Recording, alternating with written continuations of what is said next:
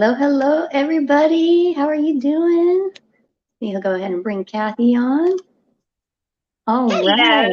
Hi, Hello. everybody. How are you doing on this Wellness Wednesday? We're having a blast. I made some phone calls, so hopefully people will be popping on with us today because we have a wonderful discussion today, and it's going to be about diabetes, insulin resistance, insulin dependent, and things like that. And type 1 diabetes, type 2 diabetes, and even type 3 diabetes. So you may not be aware of what that is. It's very important that you know. We're going to talk about all that today. And if we have to do another segment of this, we will the following week the following month that Dr. Hollis will be on, we'll just extend it because this information is a lot. It's important and it needs to be dissected. And Dr. Hollis is amazing at dissecting things, and Crystal has some wonderful slides for us to go through. So it may go into a part two, which is okay. All right. So, Crystal, you know that we start off this whole segment with your wonderful testimony as to why we do this, what made you do it, and what we're about.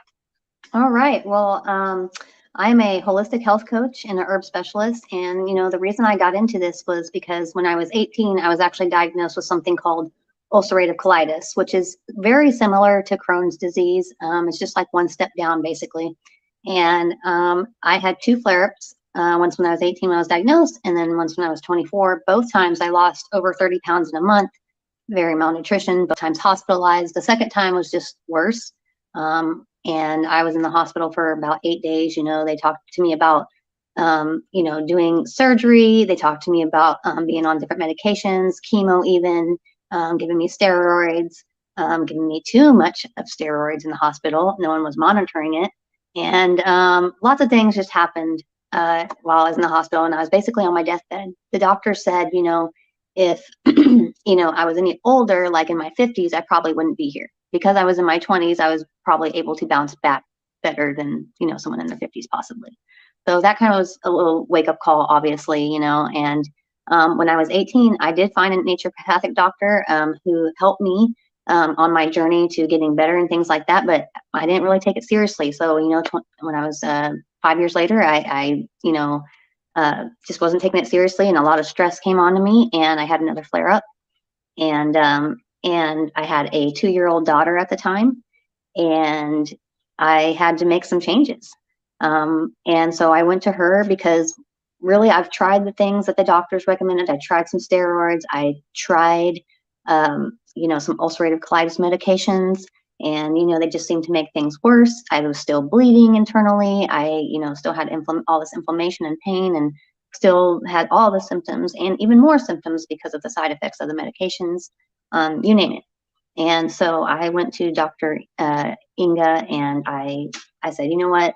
I've got to learn everything and anything I can from you. I basically was under her wing for years and just learned right underneath her.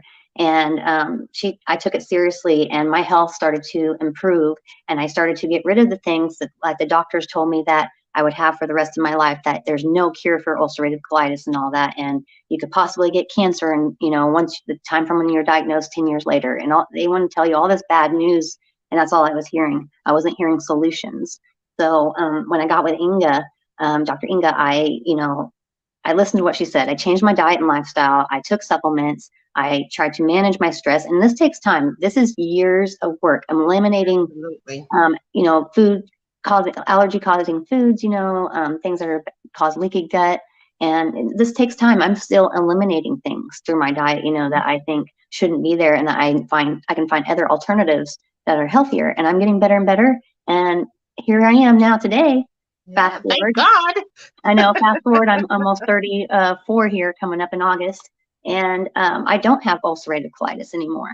I beat that with living food, plant food, and plant medicine, and looking at the whole body holistically, not just treating the symptom. We got to the root cause, and from that point on, years ago, when I started doing this and I started getting better, and my body was healing, I was like, I've got to share this to the world. Like, I can't keep this in, because there's so many people out there with so much illness, and all we're doing is just putting a Band-Aid on it.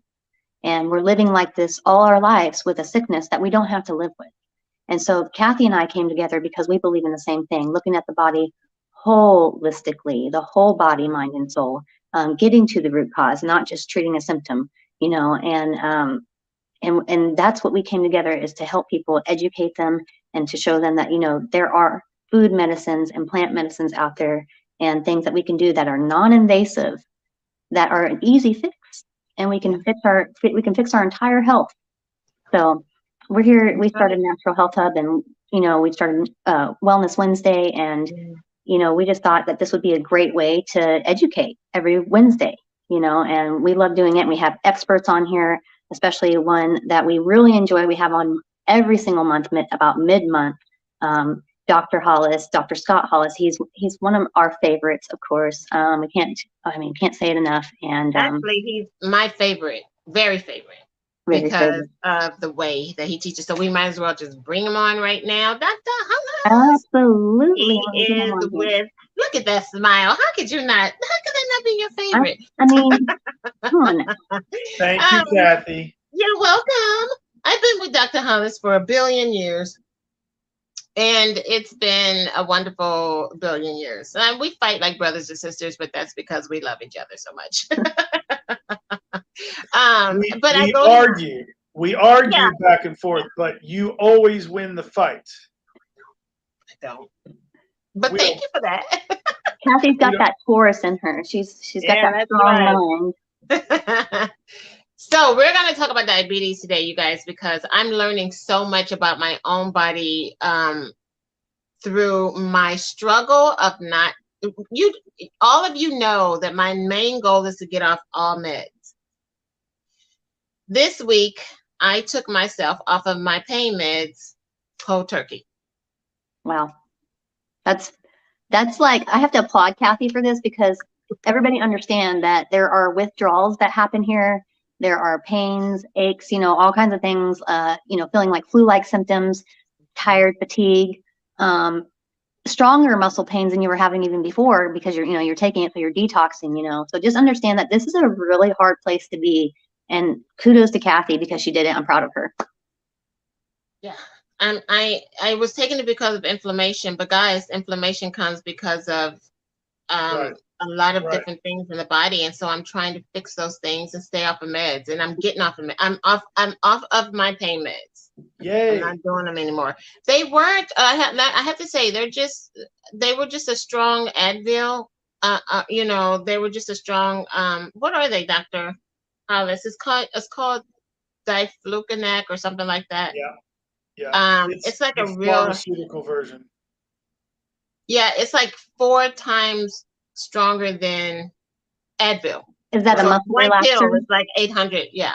Right. And I took those twice a day, every day, for years.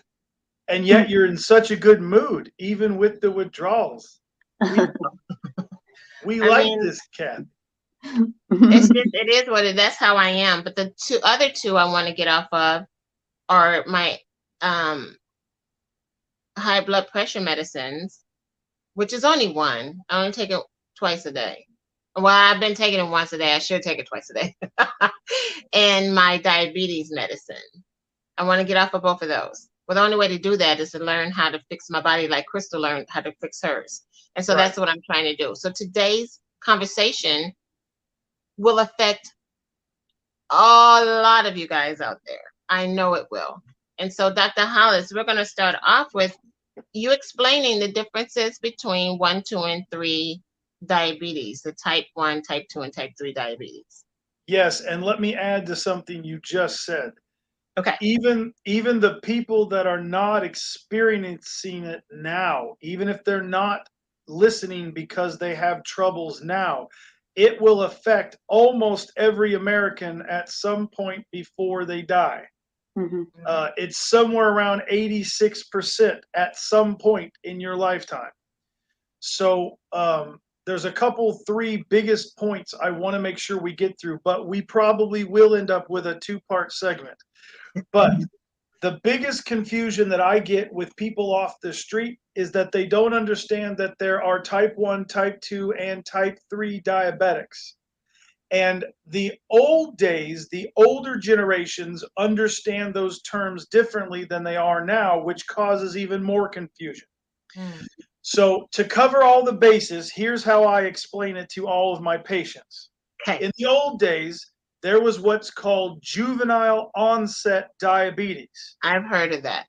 That is an autoimmune injury to your body that occurs as a child.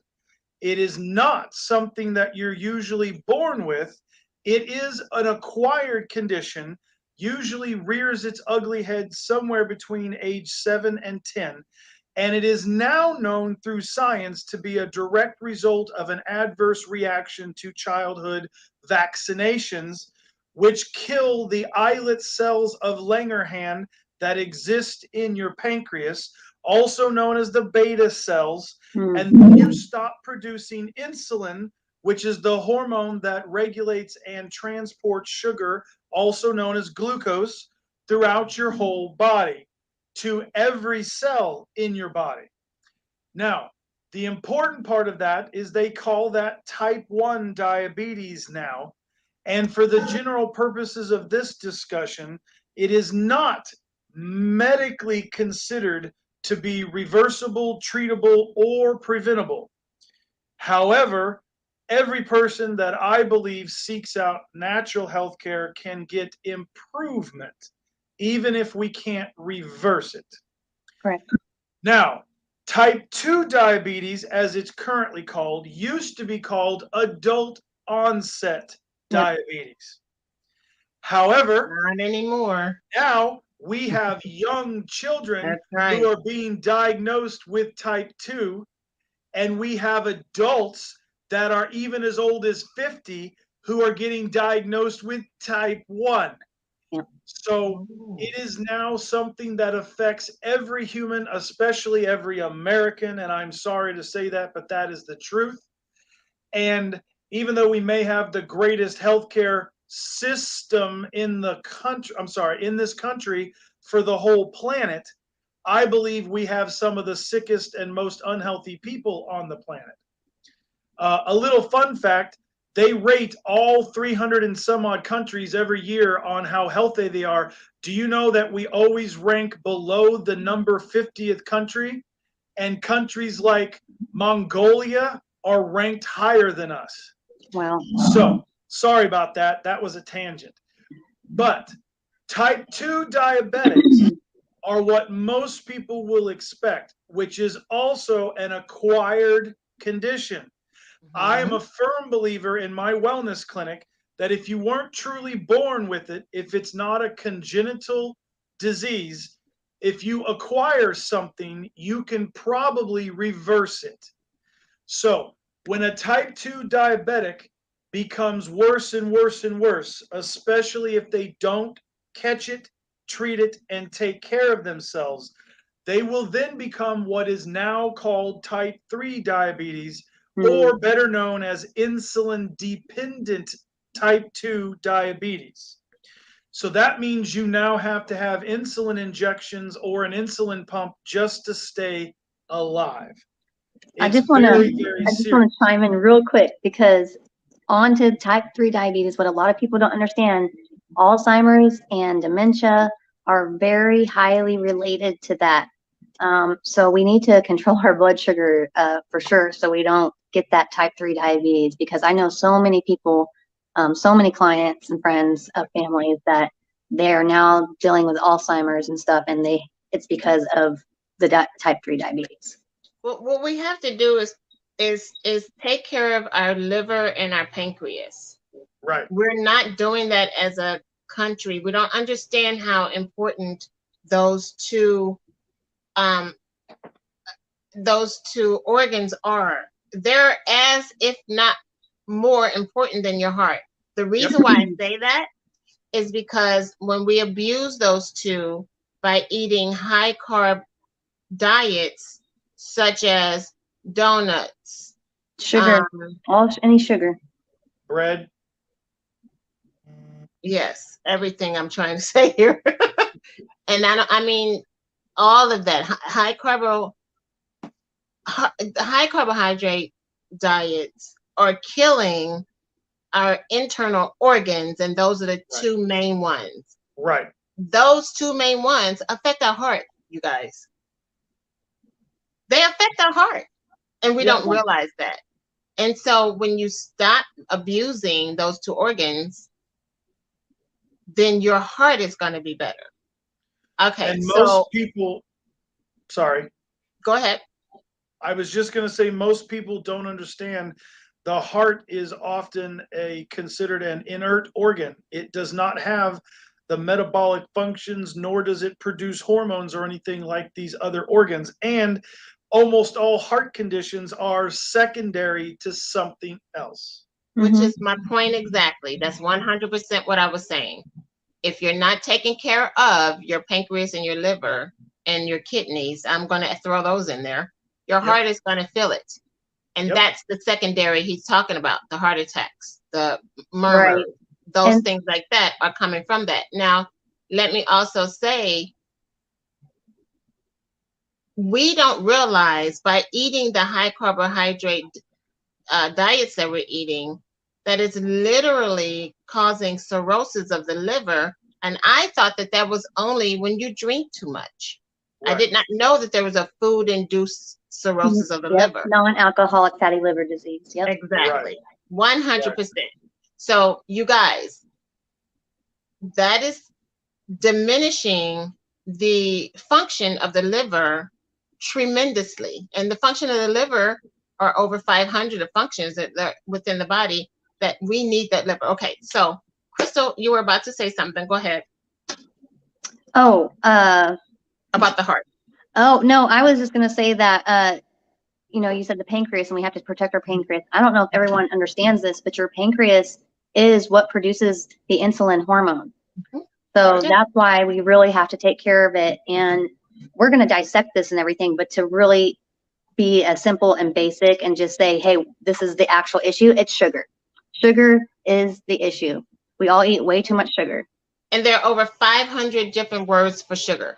I mean, high glucose, corn syrup, all of these are, I mean, just look up the different ways that they put sugar in our food, and you'll see that sugar, alcohol, all of that, you guys, is a derivative of sugar. And so you have to be really savvy when you're looking at the back of labels, because they can say something else when they really mean sugar. All of it is really bad. We can talk for an hour about labels. Right. And we probably will, in all honesty. We need to do that because people need to understand what those what they actually, if you have to read a label, don't eat it. Right.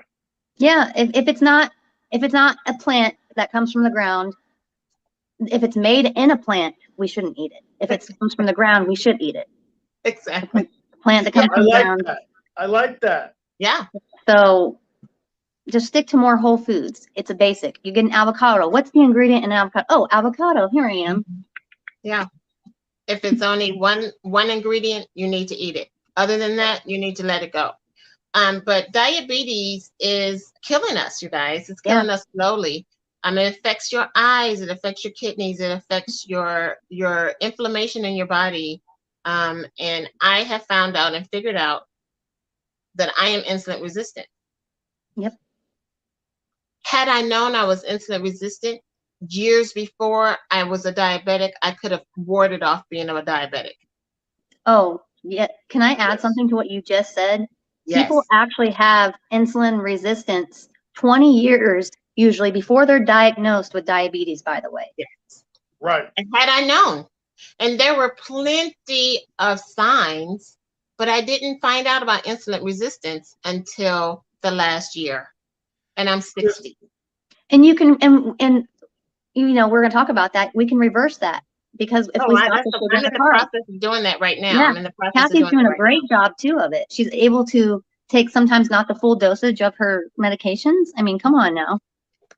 And I stayed, my blood sugar levels have been 6. It went from 13 to 6, you guys, and it did not rise after that. So now I just called my my family physician and told him I want to take my blood insulin levels and my glucose levels every 3 months for the next year. I want to see how this is happening within my body. I feel it already, you guys. I've been doing it for maybe 3 weeks, and I already feel my belly fat leaving. Okay, so these are the reasons why I know that I'm insulin resistant. I have a huge belly. So did my father, so did my grandmother. So I figured, okay, that's what I'm supposed to do. My brothers now have it too. So I look like my grandma. I have fatty arms. That's another insulin resistant symptom. I also have fat between my ankle and my Achilles heel. My whole ankle isn't fat. It's just fat between that area. That's also an indication of insulin resistance. I saw that years before I was diabetic and didn't know. It didn't make sense to me to have anything there. Like, why am I gaining weight right there? Had I known, I could have warded off a lot of being able to take medicines. And I hate taking medicines. So those were some of the symptoms that I'm dealing with. They are leaving because my belly is going down. In 3 weeks, it's going down. But anyway. And what have you been doing for 3 weeks? And I have actually been doing intermittent fasting. And that's when I'm telling you, I'm taking care of my pancreas because it's not spilling a lot of insulin into my bloodstream, which is causing the resistance for insulin. It's like a double-edged sword. You need insulin, but then I have too much of it. Let me tell you why I was having too much of it. I was eating, people were telling me to eat 6 times a day. I can't do that. I'm an insulin resistant person. So for my pancreas to be spilling out, spiking, not having a chance to rest, I was just burning out my poor pancreas. So by doing the intermittent fasting, I'm letting it rest, which means it's not spilling insulin out into my bloodstream, which means my belly fat is leaving because the fat cells are now able to, oh my goodness. So I got to just say this. Dr. HOLLIS, Crystal knows this. I've been trying to lose weight for a million years. I stopped eating bread. I stopped eating pastas. I stopped eating sugar. I stopped eating all dairy except for butter. I stopped eating. I took so much out of my diet and I did not lose the weight that I thought I was going to lose in the time that I thought I was going to lose. And in all honesty, I thought 30 pounds was going to fall off in a short amount of time, and it didn't. I'm like, what's wrong with me? Literally, I was like, what's wrong with me? Something's wrong. Something's not happening. What was happening was, although I took all that out, I was snacking. And Dr. Hollis, you said something that made me think extra hard to not eat after 10. And I was eating sunflower seeds up until I went to sleep, which was 1, 2, 3 o'clock in the morning, because I love sunflower seeds and they're healthy. So they are at the right time. There are, if you don't overindulge like I did, but I didn't think it was a big deal. It was just sunflower seeds. Wasn't ice cream. Good. Well, what was happening was, you guys, it matters zero what you put in your mouth, because your pancreas is going to spike insulin. Doesn't matter what you put in your mouth when it comes to eating. Your insulin is going to spike. So although they were healthy nuts, raisins, whatever, although they were healthy pecans, it didn't matter. My insulin was never at a level of rest. And that's why I couldn't lose weight. That's interesting. That's 100% why I couldn't lose weight. And now that I know that, I'm paying attention to my pancreas. Also, you guys, I want you to do an experiment. I want you to take your blood sugar levels, and then right under your right rib cage, I want you to massage that area, because that's where your pancreas is. And then take your blood sugar level again and see if they go down. That's interesting too. I've never heard that, actually. Yeah. Me neither. I'm learning. So you're massaging your pancreas. Yes. And on the other side, or on your left side is your pancreas, on your right side is your gallbladder. Bladder, And you liver, do the same thing on the gallbladder and liver area. And I tell you what, it relieves my pain. When I had it over there, when I had that sludgy pain, I would massage that area all the time and it relieved it. Literally relieved it. So you can massage your organs. Yep.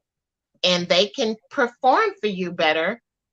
We can also put essential oils on those areas as well to stimulate things. And or you guys, calm as things. soon as it touches your skin, it's going to go straight through to that organ and do what it needs to do. Absolutely. So, yeah. Yep, I like applying essential oils. Like you said, it can either stimulate or it can actually calm, depending on which essential oil you're using. Yeah. And you know, when essential oils hit the blood, when they hit the skin, they're actually in your bloodstream within 1 to 3 seconds. Yeah. So that's actually goes with everything. So just understand that when you're in your water, like in the shower, you know, you're using your shampoo, your conditioner, you're lathering with soap. All of those things are going into your bloodstream. So that's also why we talk about, you know, think about what you're actually using, what you're putting on your body, having clean water, because heavy metals could be in there, chemicals, different things, and chlorine, for instance, that makes the blood sticky where it's not flowable, you know. Fluoride. So fluoride is very detrimental. Fluoride is very detrimental. Yeah, and so it's really important what we put on our skin, because it goes directly to the bloodstream. And especially if we put it on that affected area, like as Kathy was saying, when we use our essential oils, you know, going right to the affected area is going to get it there faster. Yeah. And I do want you guys to know that I have partnered with a person who will allow me to sell his water systems again. So if you are needing a water system, please let me know, because we talk about the heavy metals in water all the time. Yep. I have a solution for you. I have always had solutions for you. Yep. Please know, I have 3 companies that I know I can sell water systems through. So please know that I'll come out and test your water, specifically though, for you, make sure you don't have COVID, and test your water for you, and definitely get a system in there for you, because it's needed. It's so needed, you guys. But that's on a whole nother tangent. That's a third talk. They put COVID in the water. Well, COVID is in the water because it's waste.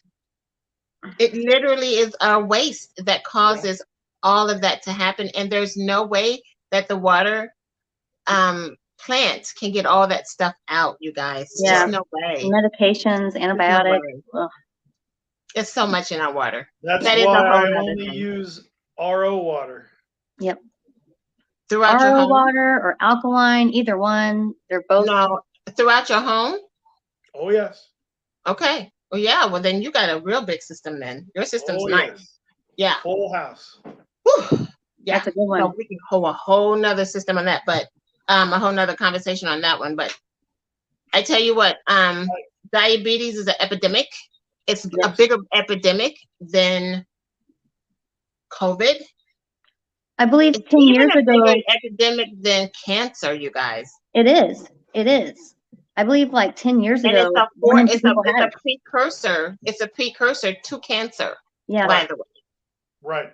Well, cirrhosis turns into cancer. So you get diabetes, then you get cirrhosis, and then you get cancer, or it just all happens fast. It depends on how fast you're allowing your cells to be damaged with your sugar. Who tells people that? Who tells people that diabetes can lead into cancer? I've never heard that before until I started doing real research. So, Dr. Hollis, how does it turn into cancer? What's happening in our bodies to make that happen? Most importantly, it overworks the cells and the tissues of the organs, which then cause them to try to reach mitosis and replicate too soon for the wrong reason, which is the definition of cancer cells. Cancer cells are always your normal regular cells that start to misbehave because they are overworked, overtaxed, or they're overtoxified. And in the case of the liver and pancreas, liver cancer, pancreatic cancer, pancreatitis, even for that matter, those are abnormal cellular reactions to the environment that they're put in.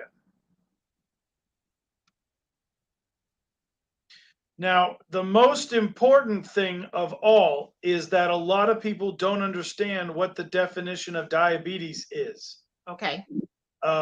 One of the ways that I like to simplify it, diabetes mellitus is a cellular membrane disease.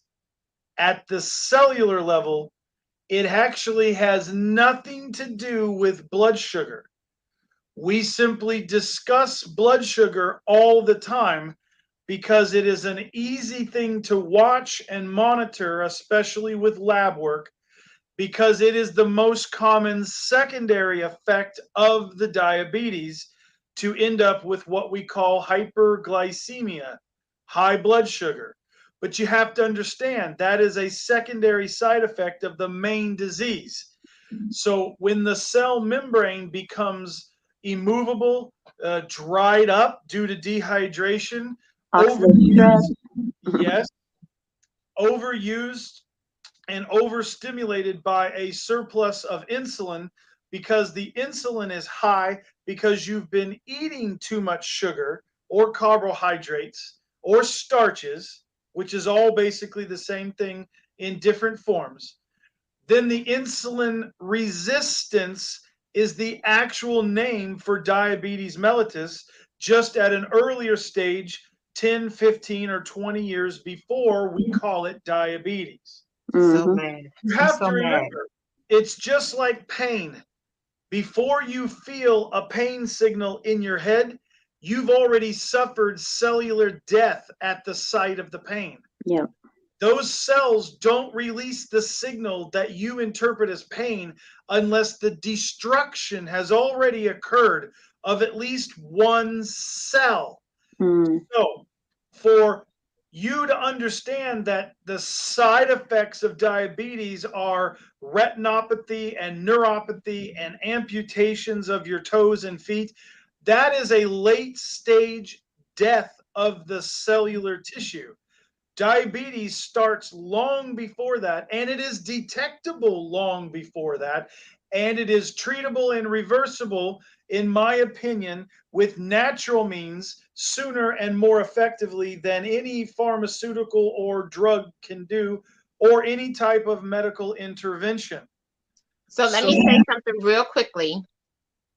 Insulin resistance can be monitored in your blood. So it has to be fasting. So it's a fasting blood test. Correct. And it will show up years, like we just said, before the diabetes. So Mhm. you have to actually ask for that test, which is why I asked my doctor to do that for the next year. I just had my blood test done. He did not do an insulin resistant one, though. That's okay. I have it from a year ago, but I will have it from this point forward.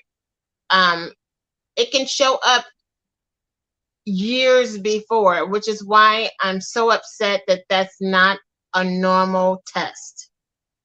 Well Why said. isn't it? Well said. It should not just be routine. It should be on every annual checkup and everything, even for children. Yeah. One of the 100. other things I want to say 100. really quickly, we talk about blood work and we talk about tests and we talk about the reference ranges that are considered to be acceptable high end or low end. I will have a whole hour-long conversation about how you really shouldn't pay attention to those printed reference ranges on your blood work. But on the test that Kathy is talking about, the main test is called a hemoglobin A1C. And that is a 3 or 4 month average of all of your highs and lows of your blood sugar. Right. And here's what I teach people before I even give them their results.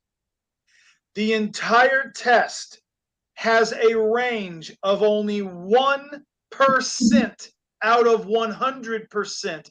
That is the body's preferred functional healthy range. And if you deviate more than 0.1% in either direction, you are not regulating your sugar properly. And you can detect that very early on blood tests. The other thing that I teach people is the older, less accurate blood test is called a fasting blood sugar test. And that is a snapshot Polaroid of what the blood was the minute that they drag it out of your arm. It's not a 3-month average, but the normal range is 70 to 90. It is never supposed to go above 90 fasting, ever. After you get past 4 hours after your last meal, especially if you have fasted all night, it should never be above 90. So when you get to the 100 and the 110, you already know you have insulin resistance and what they call pre-diabetes. We don't use that term in my clinic. It is diabetes. It is insulin resistance. It's just the early stages. You shouldn't let people wait longer to think that they're still avoiding a disease when they already have the disease. Yeah. But when you hit 120 fasting, nowadays people think, well, that's an okay number. It is not. It is 50% higher than it should be ever. And if you get any higher than that, you are going towards type 3 diabetes, which is where we said your pancreas can give up and you can become dependent on external insulin just to stay alive. Yep. And that's what I'm trying to avoid right now, which is why I'm trying to take care of my pancreas right now. I know that I can reverse this thing. I've been trying to reverse it, actually. And now I see results in me doing that. Go ahead, Crystal. Go ahead. Oh, I was just going to say, I can start pulling up the slides. They're not in any specific order. I just want to let everybody know that. Not yet. Okay. Because I want to go into obesity and why. Ooh. That's where something called diabesity comes in, because people think it's two separate things and it's really not. Because obesity happens because of diabetes. Yeah, exactly. That's exactly what I was trying to get at. 100%. Okay, now you can get into slides. All right. So it says eye, brain, heart health, and more. So, we talk about antioxidants, and, we need those for so many things, because as we were talking about oxidative stress. Think about it. Your cells need oxygen, and antioxidants help bring that oxygen there. So it's gonna help counteract that oxidative stress and all those toxins that come at us every single day. So I just wanted to show you that, for instance, there's blueberries, blackberries, all the berries, they're high. When you eat berries, they're high in antioxidants, okay? And we always want to choose organic, of course. High antioxidants help us, with healthy brain health, for our brain. I just want to read this one part. I'm not going to read this whole thing because obviously you can see it. But the strongest antioxidants due to free radical scavenging abilities, 2 different pathways. Oxidative cell damage has been linked to numerous diseases such as osteoporosis, type 2 diabetes, and cancer. So we're talking about type 2 diabetes today. We're talking about, cirrhosis of the liver. We're talking about cancer. All of these lead in to major factors in our health. And when we start working on, we don't have to take a bunch of different things always to correct these issues, but we do need antioxidants. A lot of us are just eating sugar and carbs all the time, and we're eating out all the time. We're eating processed foods, and there's no antioxidants in these foods. So I just want to let you know that look at your plant foods, your dark reds, your dark blues, your dark greens. All of those have great antioxidants in them. And something that is really good for blood sugar support.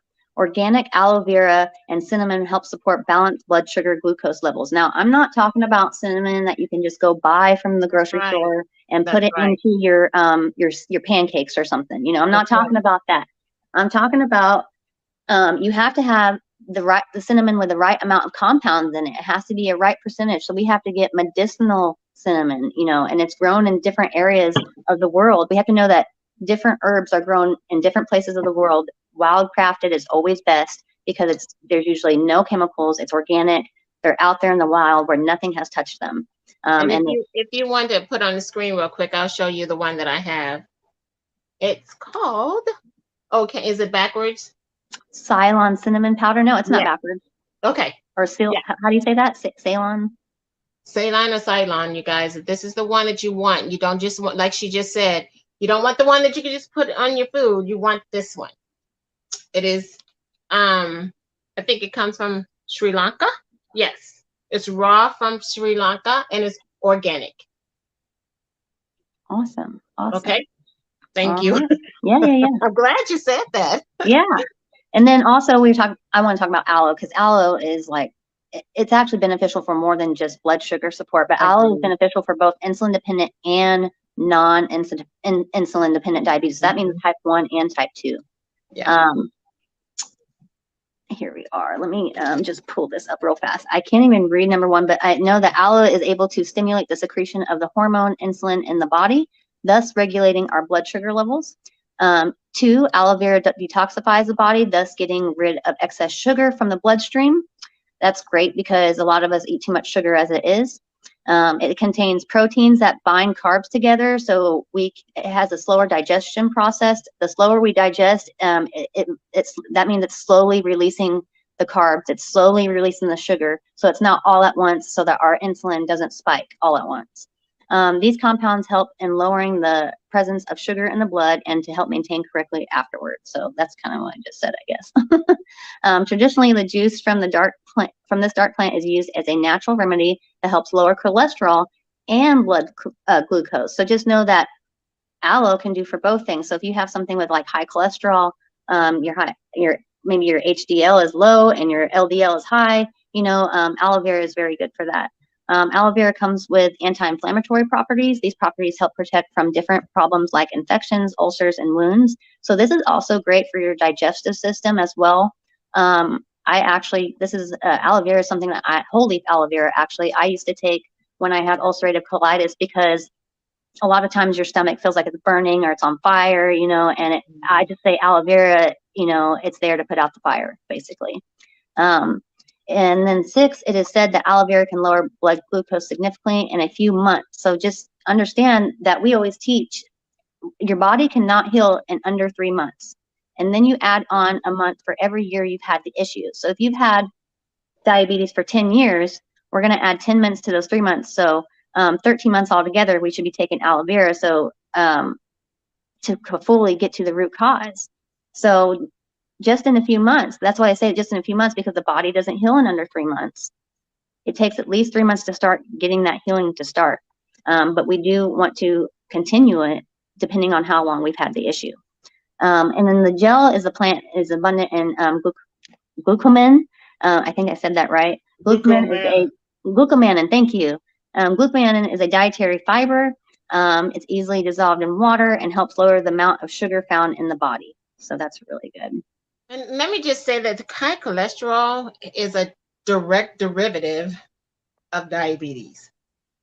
Right. It is. It goes hand in hand. A lot of the times, even the herbs we take can help multiple things. Like if you have diabetes, if you have high cholesterol, and if you have high blood pressure, most of the time we're going to give you the same herbs for those things because they all are very much closely related. Mm-hmm. And don't forget your bitter herbs. Bitter herbs are very important. And I'm going to say something about the digestive system too, because bitter herbs are great for that digestive system. We have to digest our sugars. We have to digest the fibers, the carbs, the proteins, the fats, all that. Which is why we got to take care of our liver, you guys, because our liver, the absorption of sugar is through our liver. Right. And that's why there's the cirrhosis of the liver. That's why it's so bombarded. It's so overwrought with what we're giving it every day, which is the other reason why I want to get off of my meds, because I know my liver is being affected every time I take a med. Right. And I just don't want to do that to my liver anymore. So I'm paying attention to the inside of my body, which is then going to make my outside look what it needs to look like. Right. And I just have to say, you guys, the more that we do things to our bodies on the inside, it will show up. Like, I can just tell you, I know that I've told you about these things on my face. Everybody thinks they're freckles. They are not. These are skin tags. These skin tags have happened because my liver was already damaged and Kathy didn't know it. So I was probably having these 30 years prior to, I just got diagnosed with diabetes. Well, I guess I don't know. I can't remember. I was 50 something. But these showed up long time ago.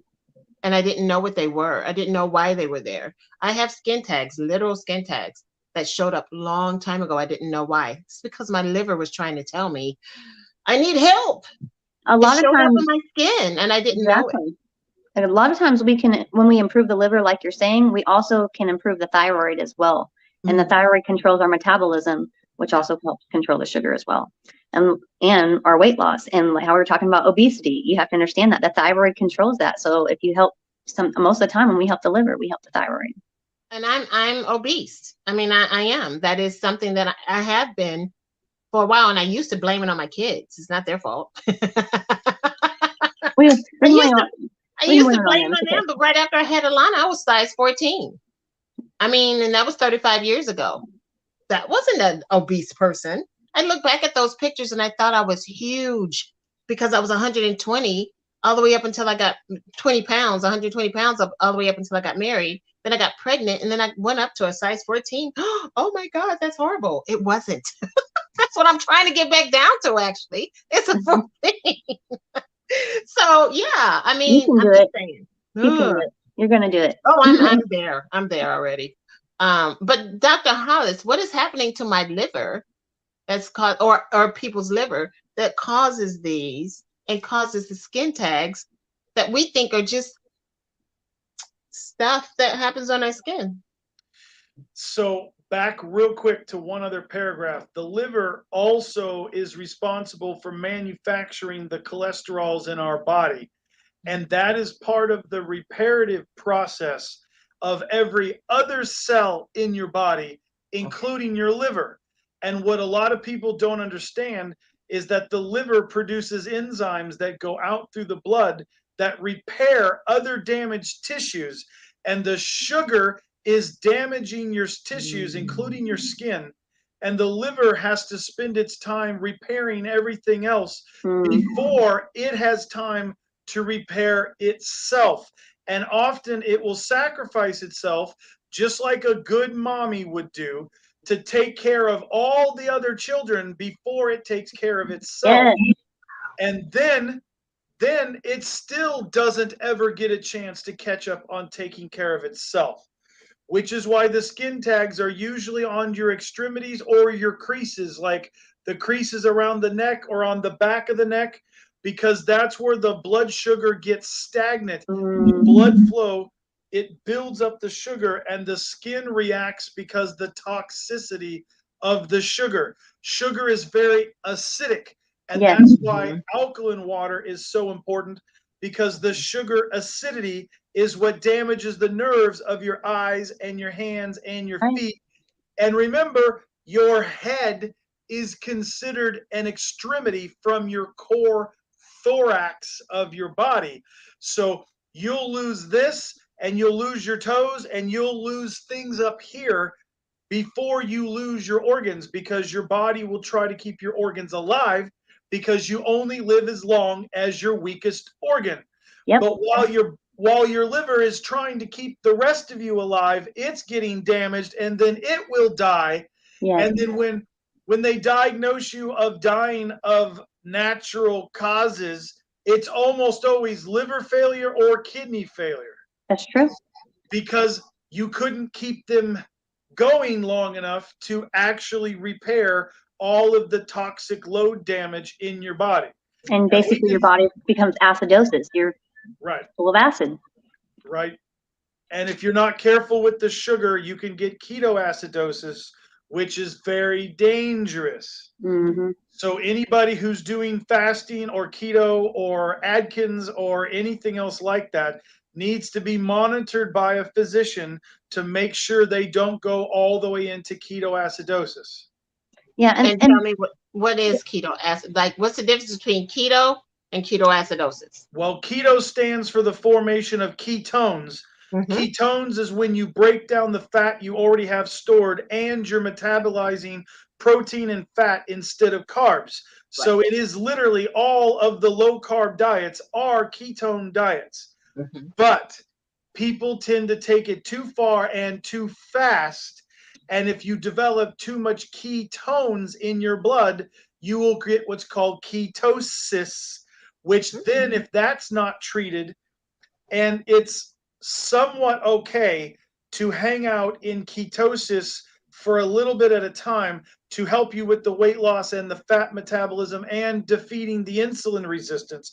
But if it's not monitored safely, your ketosis will become ketoacidosis, which can kill you in a short amount of time. So I tell everyone to be extra careful with these dietary changes and lifestyle changes. They should be monitored by a natural healthcare professional. So what is ketoacidosis? I still don't know what ketoacidosis is. The buildup of ketones in your blood to a dangerous acidic level. Okay, that's what I want to know. Okay, that's okay. and just make sure you do your research too, because on certain diets like that, we want to stay safe, because it does say to take extra minerals like your electrolytes and different things, vitamin D, Right. et cetera. And Water. just, drink your water, of course, but just know that your minerals are alkalizing. Those are what we need for all of our things to function in our body, like magnesium for nerves and colon, the brain health. It does so many different things, and so many of us lack magnesium.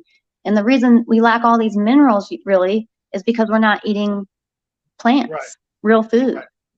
We're eating stuff made from a factory in a Right. plant, not on a plant from the ground. So we just need if we ate as many plants as we needed to eat, we'd be eating a plant full of plants. So that's why we take herbs, because they're a lot more powerful. They have a lot more minerals in them. You can take them in a small amount, like little capsule or a liquid extract. They're really strong that way, so we don't have to eat all these hundreds of different things of big bowls of food. Right. So yeah. And we have, you guys, this is what I want to tell you. We have all these solutions. Right.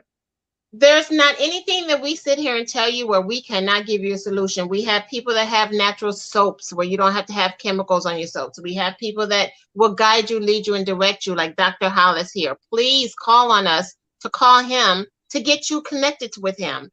Definitely, he will guide you, direct you, and lead you in the right direction. Go ahead. You don't have to do it on your own. And you don't have to listen to your neighbor or your mom or your dad or the internet or Google.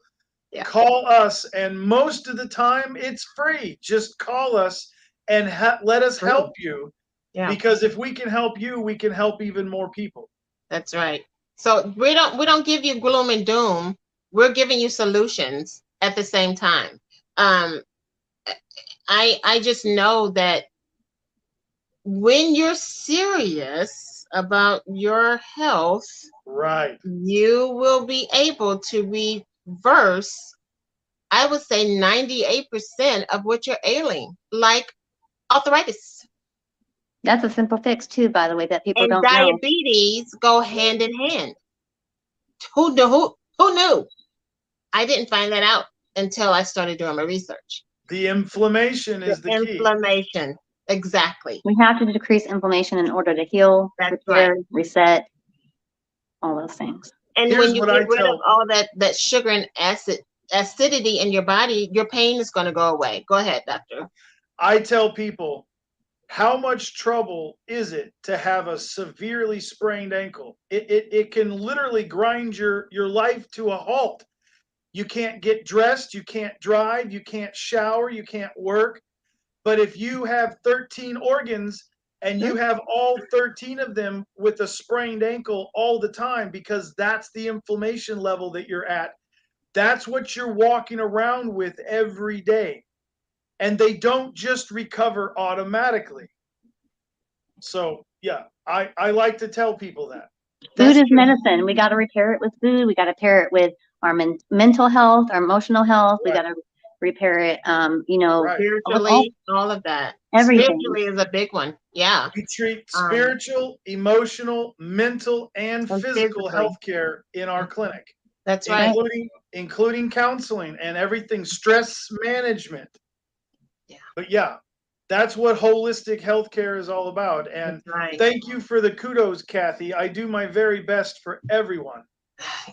Yeah, it's just needed, you guys. And we need to find people like us in your lives, because We don't want you to suffer, just like God didn't want you to suffer. He's not. Right. It's just God not. God doesn't want you to be in pain and suffer and shorten your life. You're supposed to be here to witness to other people. You don't want to shorten your life. What is it you girls say? Too. If you're green, you're clean. Yep. If you're green inside, you're clean inside. That's right. Yeah. And health is wealth. Because Yeah. without your health, you can't do anything with that. So, and saying that, we're about 4 minutes to where we have to get off of here. But Dr. Hollis, is there anything else you want to say? We're going to have to, this is going to be a part 2 the next month that you come on, because we're not even done. We're not even close to being done. Yeah. I want to stress the fact that the light at the end of the tunnel is always bigger than you think it is. Even if you've gotten a bad diagnosis, at the end of the scale, we can help bring you back. Even if you only suspect there's a small problem and you're at the beginning of that scale, we can help you bring that back. Prevention. And as Crystal said, possibly oversimplified, it's not that hard to fix. But this is a participation sport. It's a two-way street. What I tell people is you have to help me help you. I don't do it to you. I help lead you. You have to be motivated, dedicated, determined, and ready to make some changes so that we can help you reverse it. There is a simple way to get, and a lot of people, I just want to say this one last thing too. People have a ton of addictions.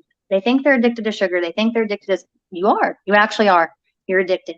And guess what? There is a diet. There's a thing you can do where you quit certain foods and things where you can eliminate all those cravings, all those addictions within about 3 days, to be honest, if you really did it. And you won't even miss it when it's gone. And your food would taste better once it's gone. That's the huge thing right there. Everything tastes better because the sugar is not dulling the senses. And so when you heal your liver, you guys, you won't be, before every commercial was about food and I wanted everything that was on the TV. Now that I'm healing my liver, I don't care that a big hamburger with cheese dripping down it, I don't have to run over to the hamburger place and grab one because I don't crave it anymore. Your cravings literally go away. You know, they literally do. Do you I don't believe in. Go ahead.